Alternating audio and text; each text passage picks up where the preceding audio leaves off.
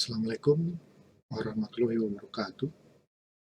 Selamat berjumpa lagi bersama saya pada kuliah tanggung jawab negara dan pemerintah ya.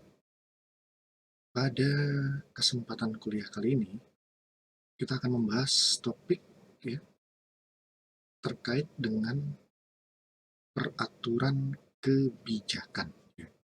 Peraturan kebijaksanaan ya. Kadang disebut peraturan kebijakan, ada juga yang menyebutnya peraturan kebijaksanaan ya. Nah, ini sebenarnya merupakan lanjutan dari topik kuliah minggu lalu ya. Nah, minggu lalu itu kita membahas tentang diskresi ya, diskresi. Nah, sudah kita pelajari juga bahwa diskresi itu uh, secara singkat ya diartikan sebagai kebebasan bertindak ya. Kebebasan bertindak bagi pejabat pemerintahan. Jadi dengan perkataan lain, melalui diskresi ini ya pejabat pemerintahan ya atau administrasi negara diberikan ruang ya, diberikan kebebasan. Diberikan ruang kebebasan ya, untuk berinisiatif ya, untuk berkreasi ya, untuk menentukan sendiri bagaimana caranya, kewenangannya ya, atau kewenangan pejabat tersebut dapat dilaksanakan ya. Jadi dengan diskresi ini pelaksanaan wewenang pejabat itu ya eh, di lapangan ya dapat dilakukan dengan lebih mudah ya. Dengan diskresi ya pelaksanaan kewenangan pejabat ya menjadi lebih aplikatif ya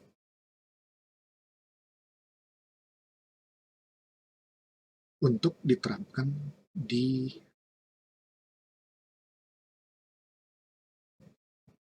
peristiwa konkret ya dalam kehidupan sehari-hari di masyarakat ya. Itulah pentingnya diskresi ya. Itulah pentingnya diskresi.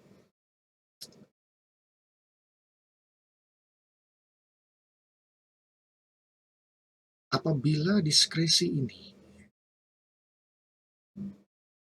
penerapannya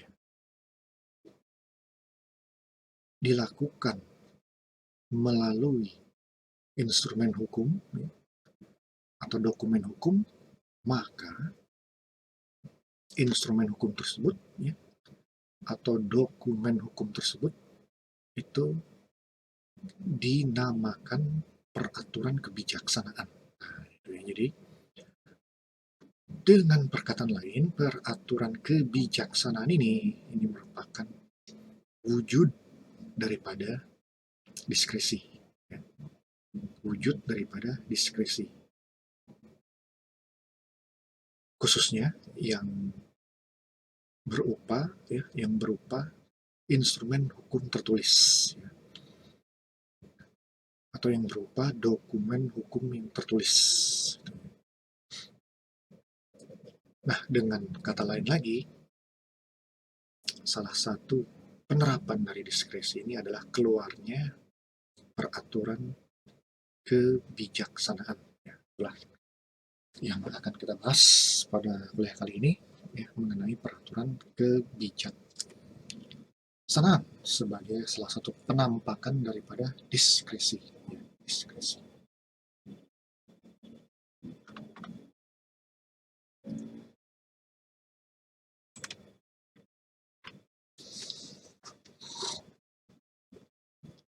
Nah, peraturan kebijakan ya atau peraturan kebijaksanaan itu kadang disebut juga dengan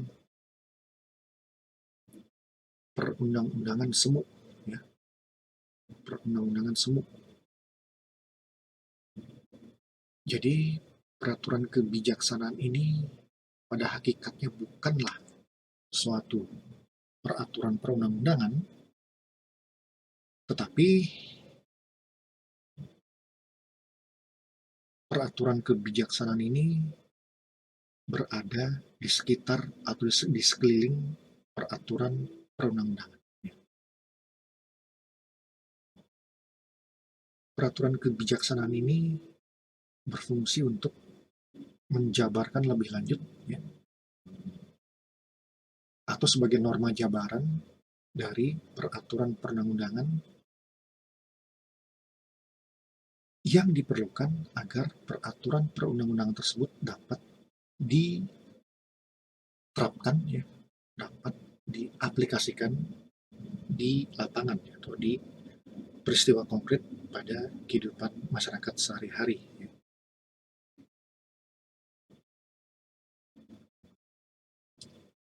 Nah, di dalam peraturan perundang-undangan, ya, seringkali itu mengatur terkait dengan kewenangan-kewenangan pejabat. Ya. Nah, seringkali pejabat ini, ya, untuk dapat melaksanakan kewenangannya, ya, perlu untuk menerjemahkan lebih lanjut ketentuan-ketentuan di dalam peraturan perundang-undangan, ya, sehingga kewenangannya tersebut dapat secara konkret itu dapat diterapkan di dalam peristiwa konkret, ya, pada kehidupan sehari-hari di masyarakat.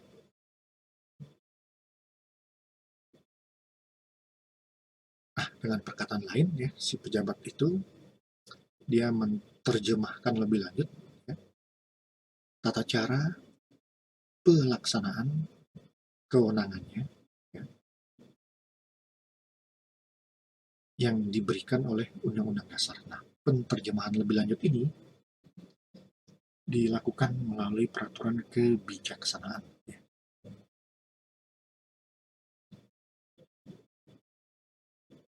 Nah, dengan demikian peraturan kebijaksanaan ini cukup penting, ya, sangat diperlukan, ya,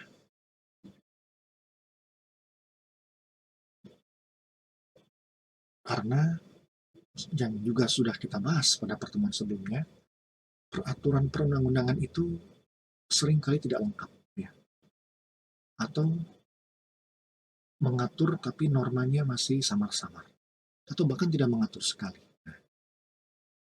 Nah, untuk menutupi kekurangan-kekurangan itu, maka agar wewenang pejabat itu dapat dilaksanakan dengan sebaik-baiknya di lapangan, maka perlu penjabaran detailnya, ya, atau secara rincinya dalam peraturan kebijaksanaan. Nah, dalam bahasa asing, ya, peraturan kebijaksanaan ini disebut dengan pseudo-wetgeving, ya, di bahasa Belanda, ya. Terus Spiegelregelingen, nah, ini juga sama, ini bahasa Belanda, atau Beleidsregel. Nah, itu, ya. Nah, ini istilah yang paling terkenal, ya, Beleidsregel. Jadi peraturan-peraturan kebijaksanaan itu seringkali disebut beleids, ya, beleids itu dalam kehidupan dalam penyelenggaraan pemerintahan sehari-hari, ya. Itu disebut beleids. Regelnya itu jarang dipakai, ya. Seringkali disebut beleids saja. Dan dalam bahasa Inggris itu disebut policy rules, ya. Policy rules.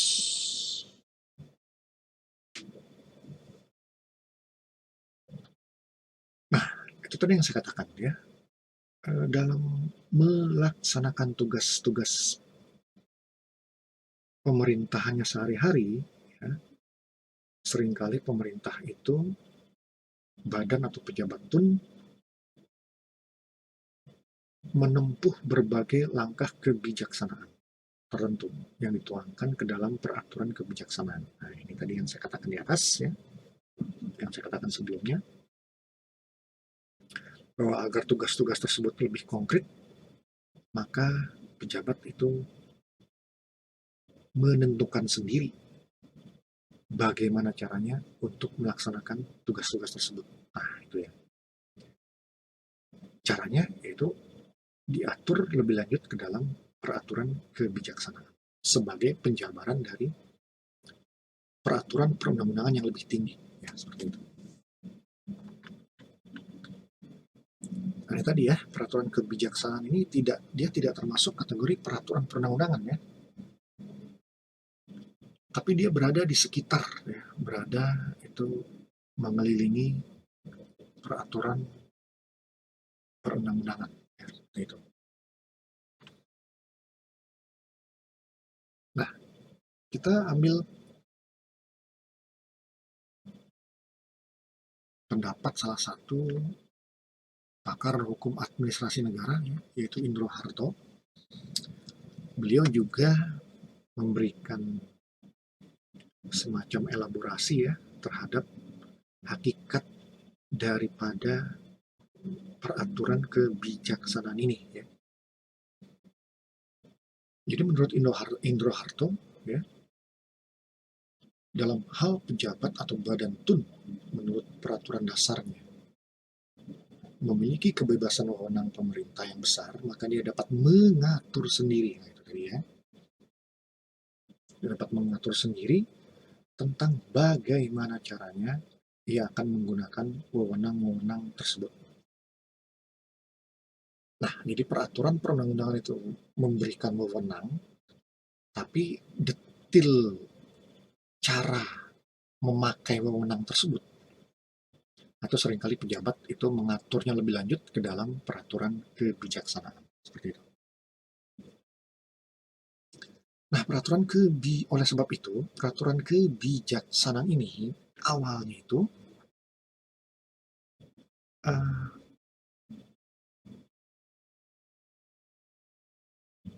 sebagai pedoman kerja ya atau petunjuk pelaksanaan atau juklak gitu ya, bagi para pejabat ya. Nah, jadi untuk memudahkan tugas saja ya. Jadi untuk keperluan internal dari pemerintah untuk memudahkan dalam pelaksanaan tugas-tugas pemerintahan ya, yang dilakukan oleh para pejabat. Tapi kemudian peraturan kebijaksanaan ini juga ternyata memiliki konsekuensi bagi masyarakat. Dengan perkataan lain, peraturan kebijaksanaan ini yang awalnya atau mula-mulanya itu untuk pedoman bagi para pejabat, tapi kemudian menimbulkan akibat hukum bagi masyarakat. Ya. Nah, bentuk-bentuk ya atau wujud daripada peraturan kebijaksanaan ini ya,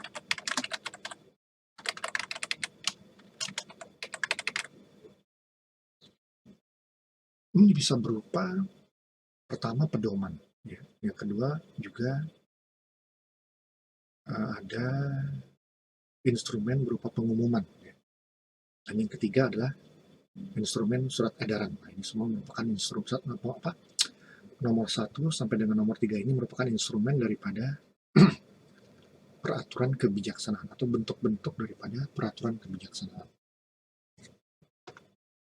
Yang pertama ya adalah pedoman. Nah, pemerintah ini seringkali dia menerbitkan pedoman ya untuk memudahkan merinci prosedur ya, lebih lanjut dalam melaksanakan tugas-tugas pemerintahan sehari-hari. Oleh sebab itu pedoman ini disebut juga dengan petunjuk pelaksanaan ya. Juklak. Nah, kemudian petunjuk pelaksanaan ini juga dilengkapi lagi dengan petunjuk teknis ya, atau juknis.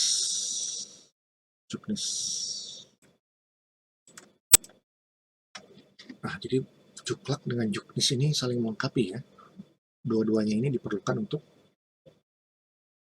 mengkonkretkan bagaimana itu tugas-tugas pemerintahan dapat dilaksanakan pada kehidupan masyarakat sehari-hari, ya, seperti itu. Nah, menurut Indro Harto, pedoman adalah suatu ketentuan yang berisi arahan atau petunjuk pelaksanaan yang dipakai oleh badan atau pejabat tata usaha negara atau pejabat pemerintahan sebagai pedoman kerja. Atau ya, pedoman pada hakikatnya mengandung ketentuan menyangkut penjabaran. Nah, penjabaran menyangkut penjabaran dari suatu peraturan yang secara hierarki lebih tinggi kedudukan. Seperti yang saya bilang tadi, ya, peraturan kebijaksanaan ini isinya sebenarnya penjabaran, ya. Penjabaran. Oleh sebab itu, seringkali juga peraturan kebijaksanaan ini disebut dengan norma jabaran. Norma jabaran yang menjabarkan lebih detail tata cara pelaksanaan tugas-tugas pemerintahan yang secara umum diatur di peraturan yang lebih tinggi. Gitu ya. Misal, ya,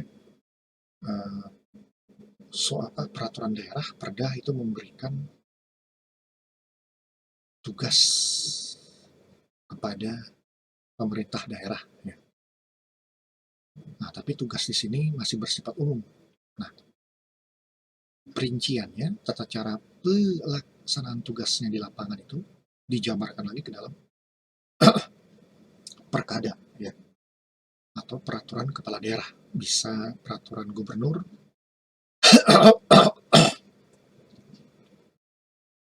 bisa peraturan bupati, bisa juga peraturan wali kota.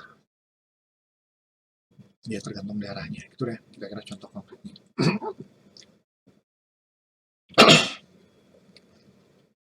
Nah, pedoman ini kebanyakan ya menggunakan nama atau bentuk peraturan, ya, peraturan. Seperti peraturan dirjen, ya, direktur jenderal. Ini biasanya peraturan dirjen ini dia menjabarkan lebih lanjut peraturan menterinya. Ya. Jadi, peraturan menteri mengatur sebuah kewenangan atau tugas-tugas kementerian, nah, kemudian diterjemahkan lagi oleh para dirjennya ke dalam peraturan dirjen. Ya. Dijabarkan lagi ke dalam peraturan dirjen. Tujuannya supaya memudahkan para dirjen untuk menerjemahkan lebih lanjut wewenang yang tadi diatur di peraturan menteri tersebut. Ya. Kemudian peraturan kepala daerah, ini yang tadi saya katakan di atas, ya, ada peraturan gubernur, peraturan bupati, peraturan wali kota. Nah, ini menjabarkan lebih detail mengenai pengaturan yang ada di peraturan daerah, ya, peraturan daerah. Nah, penjabaran pergub, perbuk, perwal ini diperlukan sekali, ya, agar tugas-tugas pemerintahan daerah itu dapat aplikatif bisa dilaksanakan di lapangan. Ya. Nah, ini yang saya katakan tadi, ya, peraturan-peraturan ini, ya, peraturan dirjen, peraturan kepala daerah, pergub, perbuk, perwal, ini dikeluarkan untuk menerjemahkan lebih lanjut peraturan di atasnya agar dapat diaplikasikan di lapangan, ya, atau di dalam kehidupan sehari-hari, khususnya terkait dengan pemenuhan public service, ya, atau pelayanan publik. Nah, karena tugas-tugas pemerintah ini, khususnya eksekutif, ini lebih banyak kepada public service, ya, atau pelayanan publik. Nah, untuk memberikan pelayanan yang memberikan pelayanan yang excellent, ya, service excellent, maka tentu saja harus disiapkan berbagai macam perangkat hukum agar dapat tercapai itu, ya, service excellent. Harus dibuat pedoman rincinya, ya, agar pelayanan publik itu dapat terlaksana dengan efisien ya, dengan tepat gitu ya, dan efektif. Contoh ya, misalnya kita bisa ambil contoh ini di Kota Bogor saja ya, ada Peraturan Wali Kota Bogor nomor 61 tahun 2018 tentang pengurangan penggunaan kantong plastik ya. Nah, jadi kalau sekarang kita belanja di toko-toko modern gitu ya, itu sudah tidak disediakan lagi plastik ya. Jadi harus membawa kantong sendiri atau membeli kantong yang terbuat dari bahan bukan plastik ya. Nah, tentu saja peraturan wali kota Bogor ini ya tentang pengurangan penggunaan kantong plastik ini merupakan penjabaran ya, atau terjemahan lebih lanjut dari peraturan di atasnya ya. Nah, itu apa itu peraturan di atasnya? Nah, tentu saja peraturan di atasnya itu adalah perda ya, peraturan daerah. Dalam hal ini Perda Kota Bogor nomor 6 tahun 2019 tentang pengolahan sampah ya. Nah, sebagaimana kita ketahui ya, pengolahan sampah itu terdiri atas berbagai tahap ya. Dan sampah-sampah itu ada yang susah terurai, ya, ada yang mudah terurai.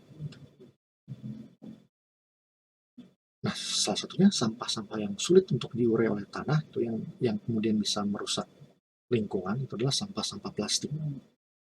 Nah, sampah plastik ini walaupun dikubur gitu ya, itu lama sekali dia ininya, apa tuh hancurnya gitu ya, bisa memakan waktu bisa puluhan tahun. Nah, ini bisa merusak lingkungan. Nah, oleh sebab itu untuk mengurangi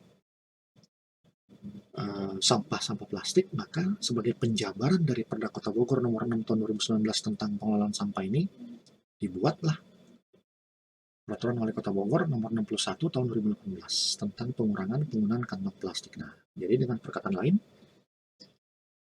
Perwal ini ya itu menjabarkan lebih lanjut Perda nomor 6 tahun 2019.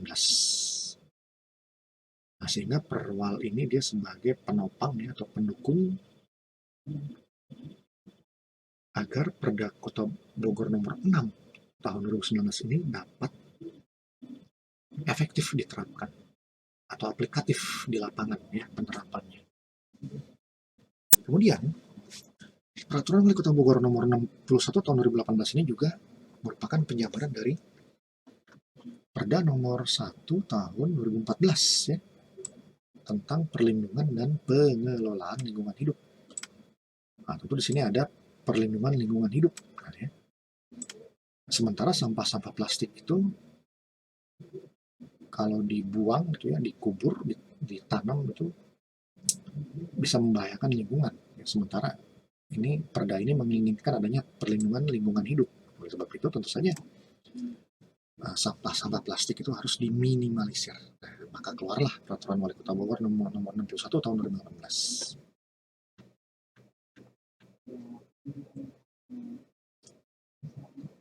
Nah, selain itu ya ada juga apa pedoman-pedoman ya atau peraturan kebijaksanaan yang bertitle ya atau berjudul peraturan-peraturan tentang juklak juknis tadi seperti kita bicarakan di atas ya, petunjuk pelaksanaan atau petunjuk teknis. Jadi kita ambil sebagai contohnya itu ya peraturan wali kota Bogor nomor 37 tahun 2020 tentang petunjuk teknis pelaksanaan penerapan sanksi pelanggaran pembatasan sosial berskala besar dalam penanganan coronavirus disease 2019 atau COVID-19 di Kota Bogor tentunya. Nah, peraturan Wali Kota Bogor tahun 2020 ini dia merupakan petunjuk pelaksanaan penjabaran lagi dari perincian dari peraturan Wali Kota Bogor nomor 30 tahun 2020 ya yang sebelumnya sudah diterbitkan ini tentang pelaksanaan pembatasan sosial berskala besar. Dan kemudian juga baik peraturan wali kota nomor 37 2020 maupun 30 2020 ini merupakan penjabaran lagi ya, penjabaran teknis, perincian ya, dari peraturan pemerintah tentang PSBB, pembatasan sosial berskala besar yang disusun oleh pemerintah pusat. Nah, jadi PP atau peraturan pemerintah itu tentang PSBB itu hanya mengatur secara umum ya. Nah, PP ini diterapkan di daerah-daerah yang dianggap daerah-daerah yang diterapkan PSBB. Nah, setiap daerah itu memiliki ciri khas masing-masing, memiliki perbedaan, memiliki kekhasan lingkungan masing-masing ya, sehingga PP ini harus diterjemahkan lagi ya, dijabarkan lagi, dirinci lagi ya, agar menjadi aplikatif ya, agar bisa diterapkan di lapangan. Ya. Nah, penjabarannya ini dilakukan melalui peraturan daerah ya, melalui peraturan wali kota ya, yang tadi kita bahas itu. Nah, dengan adanya norma jabaran ini ya, dengan adanya pedoman ini ya, atau peraturan kebijaksanaan ini, maka Pemda ya, pemerintah daerah itu akan lebih mudah untuk melaksanakan kewenangannya di lapangan dalam menerapkan PSBB, karena sudah ada pengaturan detailnya, sudah ada norma jabarannya, sudah ada perinciannya di dalam peraturan wali kota. Nah, jadi kalau hanya berpatokan kepada peraturan pemerintah tadi itu ya tentang PSBB, maka itu akan sulit ya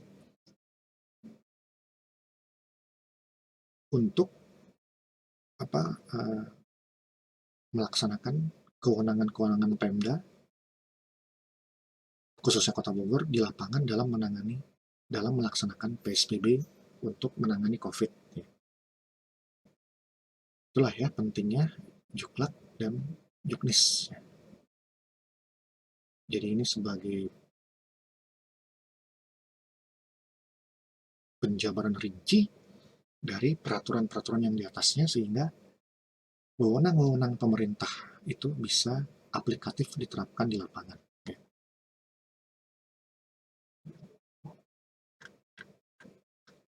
Kemudian ada juga peraturan kebijaksanaan ini yang berupa pengumuman, ya, pengumuman. Nah, pengumuman yang kita maksud di sini adalah pengumuman yang bersifat umum, ya, yang bersifat umum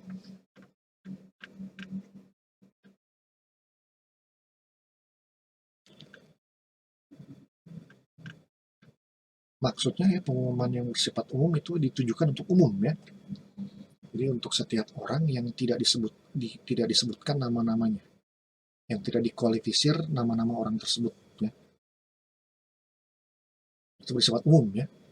Tidak disebutkan nama-namanya, misalnya pengumuman ini diperuntukkan untuk si A, si B, si C, itu tidak ya. Tapi untuk setiap orang yang tidak disebutkan nama-namanya. Misalnya ya di contoh-contoh praktek pemerintahan sehari-hari itu ada pengumuman ini misalnya berupa perintah bongkar yang bersifat umum atau ditujukan untuk umum. Ya. Nah, jadi perintah bongkar yang bisa terhadap bangunan-bangunan liar ya atau lapak-lapak liar gitu. Yang isinya perintah bongkar ini isinya semua bangunan yang terletak di sepanjang jalan. Jalan apa gitu ya? Misalnya sepanjang jalan Kenangan. Diberi batas waktu pembongkaran selambat-lambatnya. Jadi di sepanjang jalan Kenangan ini akan ini merupakan bangunan-bangunan liar ya, tidak berizin misalnya, atau menggunakan tanah negara gitu ya, atau tanah pemerintah, sehingga agar orang-orang yang menempatinya untuk membongkarnya sendiri. Ya. Kalau tidak dibongkar juga sampai dengan waktu yang ditentukan, maka pemerintah yang akan membongkar. Ya, seperti itu.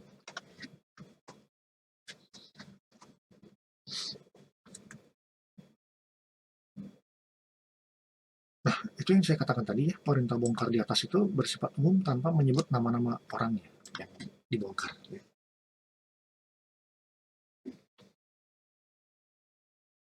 Nah, maka ini bisa dikatakan sebagai peraturan kebijaksanaan ya.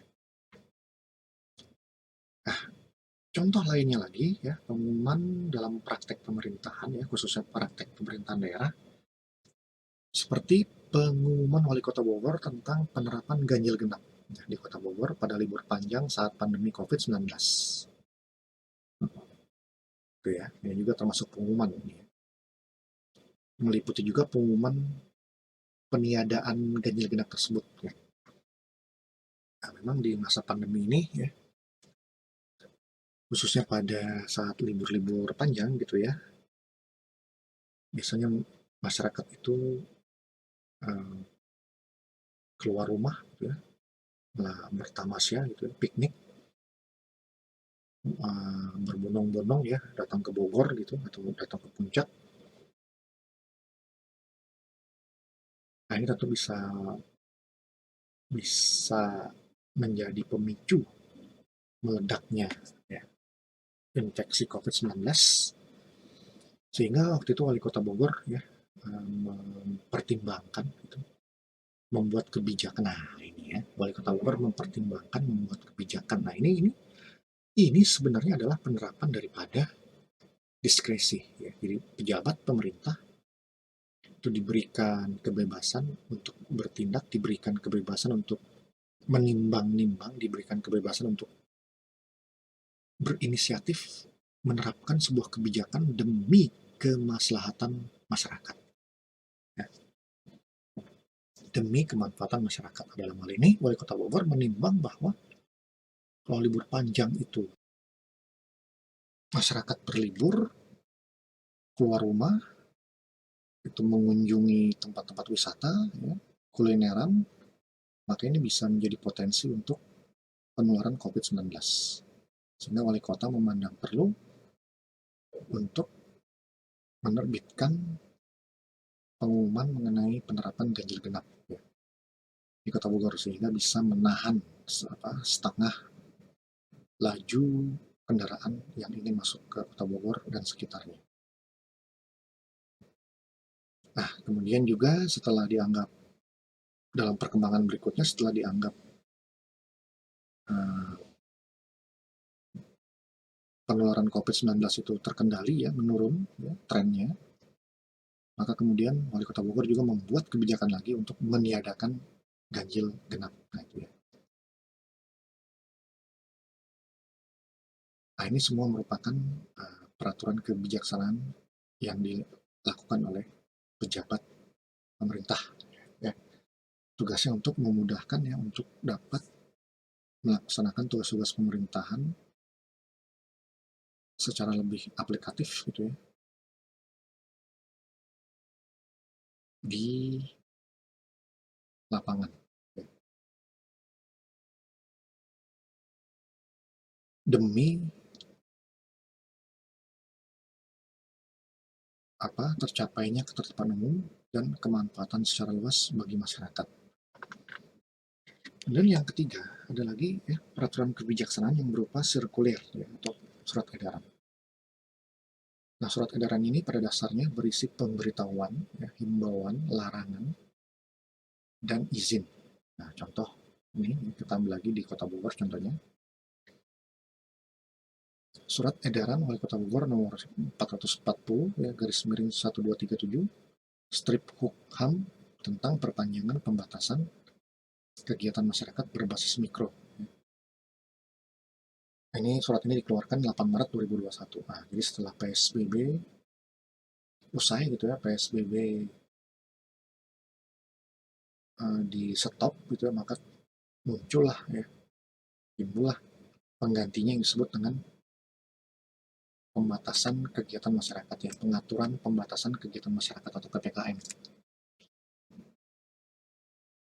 Nah, sekarang ini PPKM ini lebih difokuskan yang berbasis mikro ya, di kelurahan-kelurahan gitu ya, di RT RW,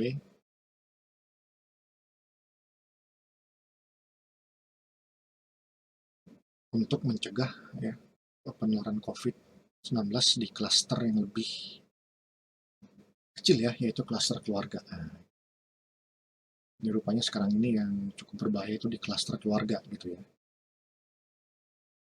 penularan COVID ini.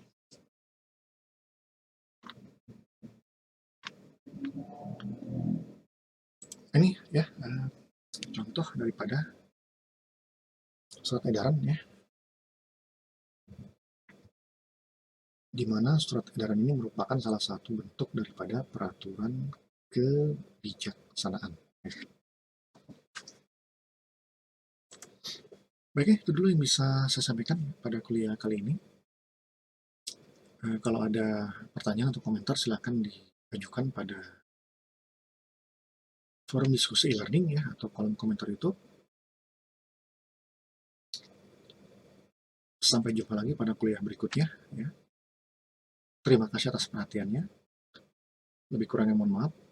Wassalamualaikum warahmatullahi wabarakatuh.